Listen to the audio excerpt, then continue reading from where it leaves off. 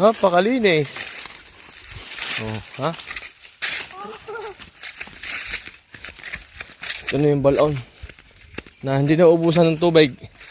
Ito ay tinayo noong mga 1980 o 1965. Panahon pa ito ng hapon ay. Buwan ng unang panahon dito naigibang hapon sa balong aray. Tapos nung nawala ang hapon, kaya nawala ang hapon, nakapang-iwang ng dahon ng lipa ay pinuno sa puwet.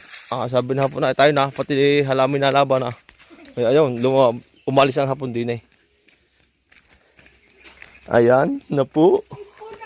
Puno ka? Ya. Ligo ka? Oh. Ang linis. Ito yung tubig, ang linis oh. Puno-puno na. Lamig. Ligo. Lamig. Sasampa ko. Wag.